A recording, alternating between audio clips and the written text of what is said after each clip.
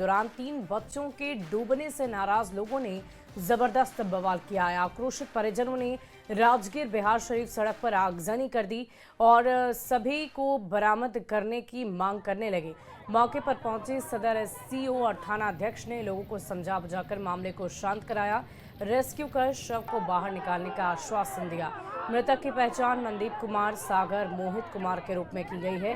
तस्वीरें आप देख रहे हैं। घटना से नाराज लोगों ने जबरदस्त हंगामा किया है, सड़क को ब्लॉक कर दिया, आगजनी की। मौके पर पुलिस पदाधिकारी पहुंचे और तब जाकर इस मामले को शांत कराया गया। मूर्ति विसर्जन करने के लिए 95 नदी में है ना, ठीक है, तो यहाँ आया सब मिलकर नहाया धोया बढ़िया से। उसमें 3 डूब के मर गया, 5 डूब रहा था जिसमें 3 डूब गया है और 2 बच गया है। तीनों डूबा, सबको डूबते हुए देखा। प्रशासन आया, 5 बजे शाम में सब डूबा था। प्रशासन आया, प्रशासन के आने के बाद क्या होता है, 9 बजे जुलाया बोट, उससे चारों बड़ी सी ग्राउंड किया, लेकिन एक भी 3 में से हाथ निकला नहीं। गोपालगंज पुलिस ने दुर्गा पूजा मेला के दौरान हुए अलग अलग चाकूबाजी की घटनाओं में 17 लोगों को गिरफ्तार किया है। इनके पास से 25 चाकू बरामद किया गया है। एसपी ने बताया कि ये सभी 15 से 25 साल के किशोर और युवा हैं जो शौक से चाकू को अपने पास रखते थे और घटनाओं को अंजाम देते थे।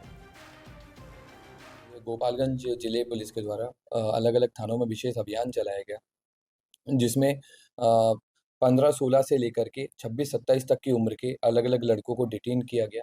उनमें से कई लोगों के पास से हमें चाकू बरामद हुए हैं। हम लोगों ने पूरे ज़िले में लगभग 25 चाकू बरामद किए हैं और ये सभी लोग अलग अलग सोशल बैकग्राउंड से आते हैं। इन लोगों से पूछताछ करने में एक चीज़ सामने आई कि ये सभी लोग चाकू को शौक के लिए रखते हैं, घर पर भी लेकर के जाते हैं। और महावीर दल अखाड़े की ओर से मनेर थाने के प्रांगण में खिलाड़ियों ने हैरत अंगेज खेल का प्रदर्शन किया। इस खेल में लड़कियों ने लाठी तलवार भांज कर प्रदर्शन किया। महावीर दल अखाड़ा की ओर से मूर्ति विसर्जन के दौरान अखाड़ा खेलने की परंपरा वर्षों से चली आ रही है और इसी कड़ी में मनेर थाना कैंपस में इस खेल का प्रदर्शन हुआ है। प्रदर्शन के बाद मनेर थाना अध्यक्ष ने सभी खिलाड़ियों को प्रशस्ति पत्र और मेडल देकर सम्मानित भी किया। इस थाना क्षेत्र में विजयादशमी के उपलक्ष्य में जहां एक तरफ मूर्ति विसर्जन का कार्यक्रम चल रहा था तो दूसरी तरफ महावीर दल अखाड़े के द्वारा मनेर थाने के प्रांगण में हजारों की तादाद में लोगों ने हैरत अंगेज खेल का प्रदर्शन किया भी और इसे देखा भी। इस खेल में लोग लाठी तलवार भांजा लेकर खेल में उतरते हैं। लड़कियों ने लाठी और तलवार भांजे का कर बता दिया कि हम भी किसी से कम नहीं। थाना के पास लाठी खेल काफी लोगों ने प्रदर्शन किया। ये परंपरा पिछले कई वर्षों से चली आ रही है। विजयदशमी के उपलक्ष्य में महावीर दल अखाड़ा एवं अन्य पूजा समितियों के द्वारा समारोह का आयोजन किया गया, जिसमें अखाड़ा खेलने वाले बहुत लोगों को पुरस्कृत किया गया। और देखिए, इस बीच चाईबासा से बड़ी खबर है, जहां ग्रुप ऑफ मिनिस्टर्स का सारंडा दौरा स्थगित हो चुका है। ग्रामीणों की राय जानने के लिए टीमें आने वाली थी। सारंडा को वाइल्ड लाइफ सेंचुरी घोषित करने पर राय ग्रामीणों की जाननी थी। मनोहरपुर के नंदपुर में आयोजित तीसरी आम सभा होनी थी। 30 सितंबर और 2 अक्टूबर को 2 सभा हो चुकी है। पहली सभा वित्त मंत्री की अध्यक्षता में हुई थी, दूसरी सभा में वित्त मंत्री नहीं पहुंचे थे। ग्रामीण वाइल्ड लाइफ सेंचुरी बनाने का विरोध कर रहे हैं। हथियारों के साथ प्रदर्शन कर आंदोलन की चेतावनी गांव वालों ने दी है।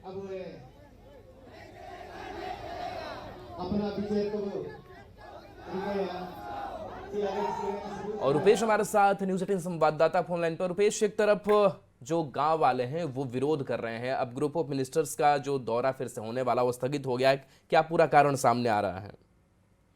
और देखिए, जिला प्रशासन या अन्य किसी सूत्र से ये जानकारी अब तक स्पष्ट नहीं हो पाई है कि मंत्रियों के समूह का दौरा आज का जो मनोहरपुर के नंदपुर में आम सभा होना था उसमें क्यों स्थगित हुआ है, ये बात स्पष्ट तौर पर कुछ जानकारी नहीं दी गई है। लेकिन पिछले जो 2 तारीख को रोआम में जो आम सभा थी उसमें मौसम की खराबी के कारण, हेलीकॉप्टर नहीं उड़ पाने के कारण रांची से 4 मंत्री नहीं पहुंच पाए थे। तो ये कारण संभवतः हो सकता है कि अभी 1-2 दिन मौसम खराब है और बारिश भी हो रही है, जिसके कारण यह कारण हो सकता है कि आज स्थगित ये आम सभा किया गया है। लेकिन ये अभी स्पष्ट नहीं है कि आगे ये आम सभा कब होगी एक दो दिन बाद मौसम साफ होने पर दूसरी जगह नंदपुर में आयोजित हो सकती है। लेकिन आज जो जानकारी अभी तक मिल पाई है, आज की आम सभा स्थगित हो गई है। जी चलिए, शुक्रिया रुपेश इस अपडेट के लिए आपका। और देखिए, बिहार के NIOS से DLED डिग्रीधारी शिक्षक अभ्यर्थी सफल होने के बाद भी दर दर भटकने को मजबूर है। सुप्रीम कोर्ट के आदेश के बाद भी शिक्षा विभाग ने TRE 1 के तहत सफल हुए 122 अभ्यर्थियों का ना तो अब तक स्कूल आवंटित किया है और ना ही ज्वाइनिंग उनकी कराई जा सकी है। सभी को अब ये डर है कि अधिकारियों के उदासीन रवैये से कहीं बहाली चुनाव की भेंट ना चढ़ जाए। हैरानी की बात तो यह है कि सभी का कई बार डॉक्यूमेंट वेरिफिकेशन तक हो गया, लेकिन अब तक स्कूल नहीं पहुंच सके। विभाग के अधिकारी रोज तारीख पर तारीख देते रह रहे हैं और अभ्यर्थी गुहार लगाते हैं, फिर भी वही स्थिति बनी हुई है। हर हाल में सोमवार 6 अक्टूबर तक स्कूल आवंटन की मांग उनकी तरफ से की जा रही है। अभ्यर्थियों से बातचीत की है हमारे न्यूज 18 संवाददाता रजनीश कुमार ने। NIOS से DLED पास TRE 1 के अभ्यर्थी सभी प्रक्रिया पूर्ण करने के बाद भी अब तक स्कूल तक नहीं पहुंच सके हैं, यानी लगातार शिक्षा विभाग का चक्कर लगा रहे हैं। बावजूद अब तक ना तो स्कूल आवंटन हुआ है और ना ही ज्वाइनिंग प्रक्रिया शुरू हुई है। आप लोग NIOS वाले हैं, क्या हुआ? अब तो सुप्रीम कोर्ट ने भी आदेश दे दिया। सर, हम सुप्रीम कोर्ट का भी ऑर्डर है और हाई कोर्ट का भी ऑर्डर मिल गया। पिछले 24 महीने से लगातार सचिवालय का चक्कर काट रहे हैं। हमेशा आश्वासन भी मिलता है वहाँ पे कि आज हो जाएगा, कल हो जाएगा, 2 दिन भी बोला जाता है। फिर 2 दिन के बाद भी जाती हूँ ना सचिवालय तो बोला जाता है कि ठीक है, हो रहा है ना, हो जाएगा, होने वाला है, हो रहा है, प्रोग्रेस में, प्रगति में, लेकिन वो चीज पे काम नहीं किया जाता है। बस आश्वासन मिल रहा है कि आप लोग का हो जाएगा, लेकिन बस इधर से उधर हम लोग को दौड़ाया जा रहा है, लेकिन कुछ भी काम हम लोग को नहीं, हाँ मतलब कंफर्म कुछ भी नहीं हो रहा है। जी सर, सर्वोच्च न्यायालय का जजमेंट आने के बाद, पटना हाई कोर्ट का जजमेंट आने के बाद आज हम लोग 24 महीने से दर दर की ठोकरें खा रहे हैं। कोई देखने वाला नहीं है। आखिर ये क्या हो रहा है? विभाग सर्वोच्च न्यायालय के आदेश को पालन नहीं कर रहा है, ना ही पटना हाई कोर्ट के आदेश को पालन कर रहा है। 2 डिस्ट्रिक्ट में वेरिफिकेशन कंप्लीट हो गया है और हम लोग संतुष्ट है वेरिफिकेशन से। सारा जांच का रिपोर्ट मुख्यालय में पहुंच भी चुका है, लेकिन 24 महीने से लगातार कई बार आश्वासन दिया गया कि अब फाइनल विद्यालय पहुंचा दिया जाएगा, लेकिन बार बार जब भी आश्वासन दिया जाता है एक काउंसलिंग हम लोग के सर पर थोप दिया जाता है। सुप्रीम कोर्ट हो या फिर पटना हाई कोर्ट, दोनों ने आदेश दे दिया था और आदेश के बाद भी पिछले 6 महीने से तमाम जो सफल अभ्यर्थी हैं, जो NIOS से DLED पास किए थे और सुप्रीम कोर्ट ने बाद में इन्हें बहाल करने की अनुमति दे दी थी, लेकिन अब तक शिक्षा विभाग खामोश है। जबकि 3-3 बार डॉक्यूमेंट्स वेरिफिकेशन कराया गया, जो डॉक्यूमेंट्स है उसकी जांच कराई गई और इसके बाद अब भी ज्वाइनिंग प्रक्रिया एक तरह से अधर में है। लोग शिक्षा विभाग का चक्कर लगा रहे हैं, ACS से गुहार लगा रहे हैं। अब डर इस बात की है कहीं आचार संहिता न लग जाए और हम टीचर ना बन पाए। कैमरामैन राहुल के साथ रजनीश कुमार, न्यूज 18 पटना। झारखंड में मतदाता सूची को अधिक पारदर्शी और सटीक बनाने के लिए निर्वाचन आयोग जल्द विशेष गहन पुनरीक्षण यानी कि SIR शुरू कर सकता है। पिछले दिनों सभी राज्यों के CEO के साथ दिल्ली में बैठक हुई थी। बैठक में झारखंड में पहचान के लिए पूर्वजों के खतियान का भी सुझाव दिया गया था। SIR को लेकर झारखंड में खूब सियासत भी हो रही है। जेएमएम प्रवक्ता मनोज पांडे ने कहा कि अगर बिहार की तर्ज पर झारखंड में SIR होगा तो हम किसी तरह की कोताही नहीं बरतेंगे, क्योंकि बिहार में जिस तरह से वोट चोरी हुई है और गुमराह किया गया है, यह बहुत बड़ी बात है। बीजेपी की तरफ से भी प्रतिक्रिया आई है। चुनाव आयोग को सामने रखकर अब ये अपनी राजनीतिक लड़ाई लड़ रहे हैं। झारखंड में आइए, SIR करिएगा, हर स्तर पर विरोध करेंगे हम लोग। आपकी जो मंशा है आदिवासियों को, माइनॉरिटीज को, OBC को, मूलवासी को, उसका वोटर लिस्ट से नाम काट देने का, बड़ी संख्या में आप नाम काटेंगे और आप इस मुगालते में है कि हम उससे यहाँ राजनीतिक रूप से मजबूत हो जाएंगे, तो ये आप गलतफहमी में हैं। पहले तो आपका विरोध होगा, आगे चलकर हर बूथ पर हमारी बूथ कमेटी निगरानी करेगी। किसी व्यक्ति का नाम, एक भी झारखंडी का नाम कटा तो फिर बूथ से ही उलगुलान शुरू होगा। और सत्ता पक्ष के कहने से हो जाएगा क्या? सत्ता पक्ष में दम है क्या? अरे भैया, ये सारे के सारे गिदड़ भभकी देते हैं। इनकी गिदड़ भभकी से न चुनाव आयोग डरने वाला है, न कोई डरने वाला है। चुनाव आयोग का जो काम है वो तो करेगा ही, उसको कौन कैसे रोक सकता है? तो मैं इतना ही कहूँगा कि गिदड़ भभकी देना छोड़ दीजिए राज्य हित में, राष्ट्र हित में। वहीं झारखंड में राज्य निर्वाचन अधिकारी अलका तिवारी की नियुक्ति के बाद निकाय चुनाव की सुगबुगाहट काफी तेज हो गई है। लेकिन उससे पहले एक तरफ जहां विपक्ष ने ट्रिपल टेस्ट को लेकर सवाल खड़े करे, तो वहीं हेमंत सोरेन सरकार में शामिल आरजेडी ने भी सरकार पर सवाल उठाकर सभी को चौंका दिया है। झारखंड में जल्द ही निकाय चुनाव का बिगुल बज सकता है, लेकिन उससे पहले पिछड़ों के आरक्षण के मुद्दे पर ट्रिपल टेस्ट को लेकर सियासत भी खूब हो रही है। बीजेपी तो सरकार पर सवाल उठा रही है, अब आरजेडी ने भी हेमंत सरकार पर सवाल उठाते हुए सबको चौंका दिया। निकाय चुनाव का लिटमस टेस्ट दरअसल ट्रिपल टेस्ट है और उसका परीक्षण होना है ओबीसी आरक्षण को लेकर। कुल मिलाकर समझ जाइए कि सभी पार्टियों का इसमें राजनीतिक हित छुपा है और ऐसे में कोई भी पार्टी इस मुद्दे को छोड़ने नहीं जा रही। बीजेपी ने आरोप लगाया है कि ट्रिपल टेस्ट में सर्वे का काम फोन के जरिए ही पूरा किया गया है, तो वहीं सरकार में शामिल आरजेडी ने ये कहकर हेमंत सरकार को असहज कर दिया कि राज्य सरकार अभी तक पिछड़ों को 27% आरक्षण नहीं दे पाई। कि ट्रिपल टेस्ट अगर आप अच्छे से करें तो क्यों नहीं मानेंगे। हम भी चाहते हैं पिछड़ों को आरक्षण देकर सरकार चुनाव कराए, लेकिन इन्होंने टेलीफोन पर, इन्होंने बिना घर जाए हुए सारा सर्वे कर। मैं राज्य सरकार को भी दोषी मानती हूँ कि अभी तक आप 27% आरक्षण नहीं लागू कर पाए जो भाजपा ने खत्म कर दिया था। तो ये कैसी हमारी सरकार है जिसमें पिछड़ों को अपना हक प्राप्त नहीं हो रहा है। हालांकि विपक्ष के आरोपों और आरजेडी के सवालों पर जेएमएम ने जवाब देते हुए कहा कि ट्रिपल सर्वे का काम नियम के अनुसार और बारीकी से किया गया ताकि किसी तरह की गलती ना हो, इसी वजह से इसमें देरी हुई। वहीं कांग्रेस ने बीजेपी पर निकाय चुनाव में बाधा डालने का आरोप लगाया।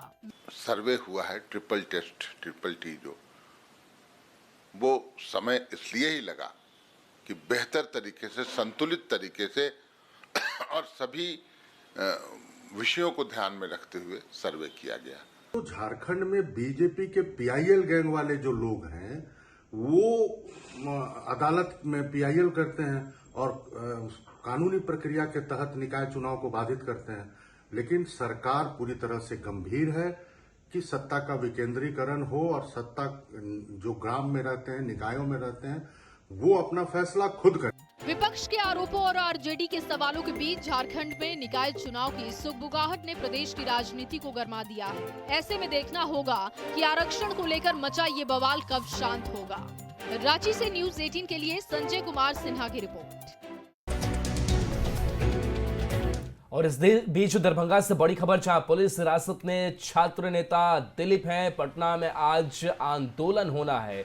टीआरई-4 के अभ्यर्थियों का आंदोलन है। सीट बढ़ाने की मांग को लेकर के आंदोलन किया जा रहा है। आंदोलन से पहले छात्र नेता हिरासत में लिए गए हैं। पटना कॉलेज से मार्च शुरू होना है, तो पटना में आज आंदोलन होना है और इस बीच छात्र नेता दिलीप हिरासत में है। टीआरई-4 के अभ्यर्थियों का यह आंदोलन है।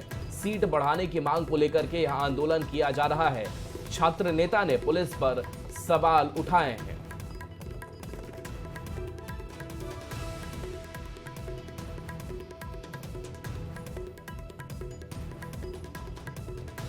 देखिए, पुलिस हिरासत में छात्र नेता दिलीप हैं और पटना में आज आंदोलन किया जाना है। ये बड़ी खबर बता रहे हैं। लहरियासराय में थे और कल 4 अक्टूबर को पटना में आंदोलन करना है और पटना में भी आज जो प्रचार गाड़ी था उसको जब्त कर लिया गया है। 4 स्टूडेंट्स को वहां भी कोतवाली थाना में रखा गया है और यहाँ लहरियासराय से हमें गिरफ्तार किया जा रहा है। क्या किया जा रहा है तो यही लोग बताएंगे। कुछ बता नहीं रहे हैं, सिर्फ फेकला थाना कह रहे हैं कि ले जा रहे हैं। अब क्या करने के लिए ले जा रहे हैं, नहीं जा रहे, मुझे नहीं पता। तो देखिए, पुलिस हिरासत में छात्र नेता दिलीप है। इसके साथ साथ उन्होंने पुलिस पर सवाल भी उठाया। विपिन कुमार दास हमारे साथ हैं, न्यूज़18 संवाददाता फोन लाइन पर। विपिन, छात्र नेता दिलीप हिरासत में हैं और आंदोलन को लेकर के अपनी बात भी कह रहे थे। अभी आपके पास क्या अपडेट है? जी, बता दूं कि रात दिलीप कुमार को एक उनके मित्र के घर से हिरासत में ले लिया गया।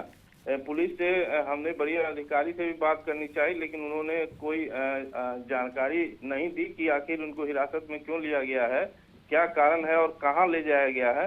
लेकिन वो अभी दरभंगा पुलिस के हिरासत में है। पुलिस के सूत्र से जो बात हुई है उनके मुताबिक फेकला थाना लेके गए हैं, लेकिन स्पष्ट पुलिस पदाधिकारियों ने नहीं बताया कि हिरासत में क्यों लिया गया और क्या कारण था। लेकिन जो छात्र नेता ने खुद से बयान दिया उसमें उन्होंने कहा कि आज पटना में आंदोलन होना था, उससे पहले पुलिस की ये कार्रवाई है। पटना में भी उनके कई छात्रों को हिरासत में लिया गया, उनके गाड़ी प्रचार गाड़ी को हिरासत में लिया गया और उसके बाद उनको भी यहाँ पर जो है हिरासत में रखा गया है। तो ये आंदोलन को कुचलने और आंदोलन नहीं करने का जो है प्रशासन का ये रवैया था, उसके खिलाफ जो है उन्होंने आग्रह किया है कि जो आंदोलन होना है पटना में वो हो और शांतिपूर्ण तरीके से छात्र आंदोलन करे। उसमें यदि इनको नहीं छोड़ा जाता है फिर भी आंदोलन हो, उन्होंने आग्रह किया है। जी चलिए, शुक्रिया इस अपडेट के लिए आपका विपिन। और लोहरदगा में फिर एक बार सदर अस्पताल की बड़ी लापरवाही सामने आई। यहां इलाज के लिए आई एक गर्भवती महिला और नवजात की मौत हो गई। सेनहा थाना क्षेत्र के नवदी गांव की महिला को प्रसव पीड़ा हुई है, उसे सहिया की मदद से SCHC लाया गया, जहां गंभीर हालत में सदर अस्पताल में भेज दिया गया। लेकिन सदर अस्पताल में कोई डॉक्टर उस वक्त मौजूद नहीं है, जिसके बाद नर्स ने जांच की, गर्भ में ही बच्चे की मौत की जानकारी दी और इसके बाद गर्भवती को रिम्स भेजा गया, लेकिन एम्बुलेंस में ही उसने दम तोड़ा। मौत के बाद एम्बुलेंस ड्राइवर मृतक और परिजनों को छोड़कर मौके से फरार हुआ। निजी गाड़ी से लोग शव को लेकर सदर अस्पताल पहुंचे और लापरवाही से नाराज होकर हंगामा किया। सेन्हा से रेफर लिख दिए लोहरदगा में, सदर में लाए। फिर सदर में जांच उसकी नर्स दीदी लोग की बोल रही है कि बच्चा नहीं है, डेट कर गई। एक आए थे पेशेंट यहाँ, उसके बाद एक नर्स जांच की, उसका बाद बोल दिए कि लेके जाओ रिम्स। हम लोग ले गए, यहाँ पास थे, एम्बुलेंस में गए, ललगुटुआ पास डेट कर गए। उसके बाद एम्बुलेंस वाला दूसरा गाड़ी में भेज दिए। और न्यूज़ 18 इस पूरी लापरवाही पर कई गंभीर सवाल खड़े करता है। सदर अस्पताल में क्यों नहीं मिले डॉक्टर? समय रहते अस्पताल में क्यों नहीं मिल पाया इलाज? और शव छोड़कर भागे हुए एम्बुलेंस ड्राइवर पर आखिर कब एक्शन लिया जाएगा? अब देखिए, झारखंड बीजेपी में आदित्य साहू को प्रदेश कार्यकारी अध्यक्ष की जिम्मेदारी सौंपी गई है। इस नई नियुक्ति के जरिए बीजेपी की नजरें वैश्य और पिछड़ा समाज को अपने साथ जोड़ने की कोशिश पर टिकी है। वहीं जेएमएम ने रविंद्र राय को हटाने को लेकर बीजेपी पर निशाना साधा है। पूरी खबर जानिए इस रिपोर्ट में। झारखंड बीजेपी में ओबीसी समाज से आने वाले आदित्य साहू को बड़ी जिम्मेदारी सौंपी गई है। राज्यसभा सांसद आदित्य साहू को झारखंड बीजेपी का कार्यकारी अध्यक्ष बनाया गया। आदित्य साहू उस वैश्य समाज से आते हैं जो राज्य की करीब आधी सीट पर जीत और हार का मार्जिन तय करता है। करीब 2 दशक से बीजेपी से जुड़े आदित्य साहू राम टहल चौधरी कॉलेज से प्रोफेसर रह चुके हैं और शीर्ष नेतृत्व के काफी करीब माने जाते हैं। उनका संगठन में काम करने का एक लंबा अनुभव रहा है। नई जिम्मेदारी मिलने पर आदित्य साहू जब बीजेपी ऑफिस पहुंचे तो उनका जोरदार स्वागत किया गया। इस मौके पर उन्होंने अपना एजेंडा भी साफ कर दिया। उद्देश्य संगठन में काम करना, संगठन की गति देना, उसी भाव के साथ जो भी दायित्व रहा काम किया। आगे भी अपने जीवन का एक एक कण, एक एक क्षण, एक एक पल संगठन को समर्पित रहेगा। लाखों कार्यकर्ताओं के साथ कार्यकर्ता के भाव से निश्चित रूप से संगठन के काम को, राज्य के हित को, देश के हित को सामने रखकर काम करेंगे। आदित्य साहू को बीजेपी का कार्यकारी अध्यक्ष बनाए जाने पर बीजेपी विधायक सीपी सिंह ने खुशी जाहिर की और व्यक्ति की जगह संगठन को सबसे ऊपर बताया। इधर जेएमएम ने नई नियुक्ति पर निशाना साधा और रविंद्र राय को किनारे कर सियासी शह और मात का खेल खेलने का आरोप लगा दिया। कौन बनता है कौन नहीं बनता है ये महत्वपूर्ण नहीं है। महत्वपूर्ण यह है कि पार्टी के आदेश को कैसे पालन किया जाए, पार्टी जो भी कार्यक्रम देती है उसको कैसे ईमानदारी पूर्वक पूरा किया जाए। रविंद्र राय जी का इस्तेमाल किया गया, अब फिर उन्हें यूज एंड थ्रो, फिर किनारे कर दिया गया। अनुभवी व्यक्ति थे, चलिए अब आगे उनका क्या इस्तेमाल होता है ये गौर करने की बात होगी। लेकिन जो संगठन की स्थिति है भारतीय जनता पार्टी की, आदित्य साहू क्या कुछ कर पाएंगे, मैं समझता हूं संगठन मृत प्राय। झारखंड विधानसभा चुनाव में पराजित होने के बाद बीजेपी हर वो जतन कर रही है जिसके जरिए हार के गम को भुलाकर जीत की नई तैयारी में जुटा जा सके। इसी कड़ी में वैश्य समाज को बीजेपी से जोड़ने की कोशिश की गई। रविंद्र राय को साइडलाइन किए जाने के आरोप लग रहे हैं, लेकिन बीजेपी में व्यक्ति की जगह संगठन को सर्वोपरि मानने का तर्क दिया जा रहा है। ऐसे में अब नजरें टिकी हैं आदित्य साहू पर, जो संगठन को मजबूत करने में कितना सफल हो पाते हैं। न्यूज़ 18 के लिए रांची से संजय कुमार सिन्हा के साथ निरंजन सिंह की रिपोर्ट। और आइए अब रुक करते हैं अगली खबर की ओर। झारखंड में बिजली कटौती ने लोगों की परेशानी को बढ़ा दिया है।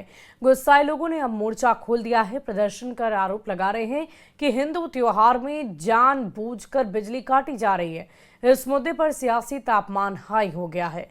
ये रिपोर्ट आप देखिए। त्योहारों में क्यों काटी जा रही बिजली? बिजली गुल पर सियासत गुल। क्या हिंदू त्योहारों में बिजली जानबूझकर काटी जाती है? ये सवाल इसलिए क्योंकि इस मुद्दे ने झारखंड का सियासी पारा हाई कर दिया है। धनबाद के तेतुलमारी क्षेत्र में पिछले 4 दिनों से बिजली नहीं है। दुर्गा पूजा भी ग्रामीणों को अंधेरे में ही करना पड़ा। 4 दिनों से लगातार बिजली संकट झेल रहे तेतुलमारी के ग्रामीणों का सब्र टूट गया। आक्रोशित ग्रामीण बीसीसीएल एरिया 5 क्षेत्रीय कार्यालय पहुंचे। कार्यालय के मुख्य गेट में तालाबंदी कर जोरदार प्रदर्शन किया। कार्यालय के पास ग्रामीणों ने बीसीसीएल प्रबंधक के खिलाफ नारेबाजी कर अपना आक्रोश जताया। लेकिन पता है बीसीसीएल जो है कि अपना काम कर रहा है, चाहे उसको रेजिंग करना हो, जो भी काम बीसीसीएल का है, और ये अपने सुख सुविधा के लिए जनरेटर का व्यवस्था एरिया में रखे हुए हैं। और हम लोग जितना भी यहाँ स्थानीय लोग है, ग्रामीण है, बीसीसीएल का वर्कर है, सभी लोग मतलब समझ लीजिए बिजली के लिए बहुत ही कष्ट में है। दुर्गा पूजा के दौरान राजधानी रांची और ग्रामीण इलाकों में 24 घंटे निर्बाध बिजली की आपूर्ति के राज्य सरकार के दावों को प्रदेश बीजेपी ने खारिज कर दिया है। बीजेपी प्रवक्ता प्रतुल शाहदेव ने कहा कि राजधानी के शहरी क्षेत्रों के साथ साथ ग्रामीण इलाकों में भी दुर्गा पूजा के दौरान बिजली खूब काटी गई, बल्कि मुस्लिम और ईसाई धर्म के पर्व त्योहारों पर बिजली नहीं काटी जाती। सिर्फ सनातनियों के त्योहारों पर ही ऐसा किया जाता है। हाँ, यही किसी अब मुसलमानों का पर्व होता, ईसाइयों का पर्व होता तो आप देखते सारा व्यवस्था ठीक रहता। लेकिन जिस तरीके से बिजली कटी है ग्रामीण इलाकों में, तो मैं खुद था, बिजली रहती ही नहीं थी। वहीं बीजेपी के इस बयान पर जेएमएम प्रवक्ता मनोज पांडे ने पलटवार करते हुए बीजेपी शासित दूसरे राज्यों का उदाहरण दे दिया।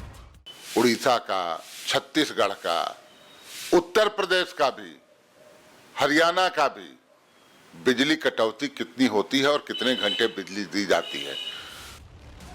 अब देखना होगा कि बिजली की समस्या कब तक खत्म होती है, क्योंकि एक तरफ जहां बिजली कटौती से लोग परेशान हैं, तो वहीं इस मुद्दे से सियासत का भी तापमान बढ़ गया है। रांची से संजय सिन्हा के साथ धनबाद से संजय गुप्ता की रिपोर्ट।